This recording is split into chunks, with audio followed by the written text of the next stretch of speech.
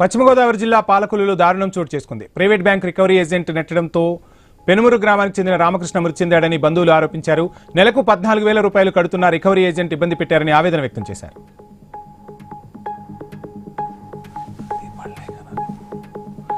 దేశంలో అన్ని మతాల వారు ఐక్యంగా ఉండాలన్నారు మంత్రి తుమ్మల నాగేశ్వరరావు. కులమతాలకు అతీతంగా అందరికీ జీవించే హక్కు ఉందని తెలిపారు. ముస్లింలకు ప్రభుత్వం అండగా ఉంటుందన్నారు. ఖమ్మంలో ఏర్పాటు చేసిన ఇఫ్తార్ విందులో మంత్రి పాల్గొన్నారు.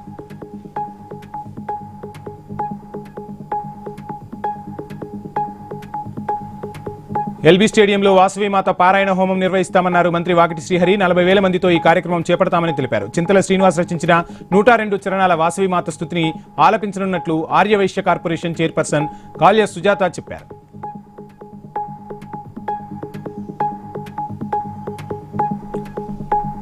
కాకినాడ జిల్లా గొల్లప్రోలులో కుక్కలు స్వైర విహారం చేస్తున్నాయి. 4 ఏళ్ల చిన్నారిపై ఒకేసారి 4 కుక్కలు దాడి చేసి తీవ్రంగా గాయపరిచాయి. స్కూల్ నుంచి ఇంటికి వస్తున్న సమయంలో దాడి చేసినట్లు స్థానికులు తెలిపారు.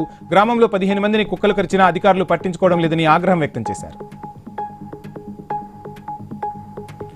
సహకార బ్యాంకుల్లో వైసీపీ అవినీతికి పాల్పడిందన్నారు GDCC bank chairman Makkena Mallikarjunarao. Cold storage లో 11,66,00,000 దోపిడీకి పాల్పడ్డారని ఆరోపించారు.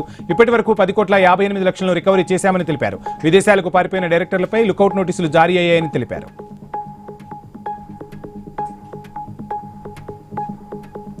అక్రమంగా నిల్వ ఉంచిన గ్యాస్ సిలిండర్లను భద్రాద్రి కొత్తగూడెం జిల్లా పోలీసులు స్వాధీనం చేసుకున్నారు. డొమెస్టిక్ సిలిండర్లను వ్యాపారానికి వినియోగిస్తే కఠిన చర్యలు తీసుకుంటామని వార్నింగ్ ఇచ్చారు. జూలూరుపాడులో అనుమతులు లేకుండా నిల్వ ఉంచిన సిలిండర్లను సీజ్ చేశారు అధికారులు.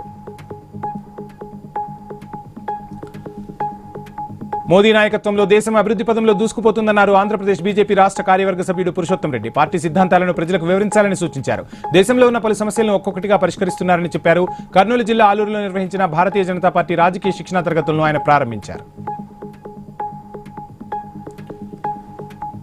చిత్తూరులో జరిగిన అగ్ని ప్రమాదంలో 2 అంబులెన్సులు దగ్ధమయ్యాయి. పాత అంబులెన్సులను టెండర్ల ద్వారా కొనుగోలు చేశామని అధికారులు తెలిపారు. గ్యాస్ కటింగ్ మిషన్లతో విడిభాగాలను కట్ చేస్తుండగా ఒక్కసారిగా మంటలు చెలరేగాయి. అంబులెన్స్ల విలువ 10 లక్షల వరకు ఉంటుందన్నారు. నెల్లూరు జిల్లా అక్కంపేటలో బాణసంచా తయారు చేస్తున్న వ్యక్తులను పోలీసులు అరెస్టు చేశారు. నిందితుల నుంచి ముడిసరుకులతో పాటు టపాసులను స్వాధీనం చేసుకున్నారు పోలీసులు. ఎలాంటి అనుమతులు లేకుండా బాణసంచా తయారు చేస్తున్నారని డీఎస్పీ చెంచుబాబు తెలిపారు.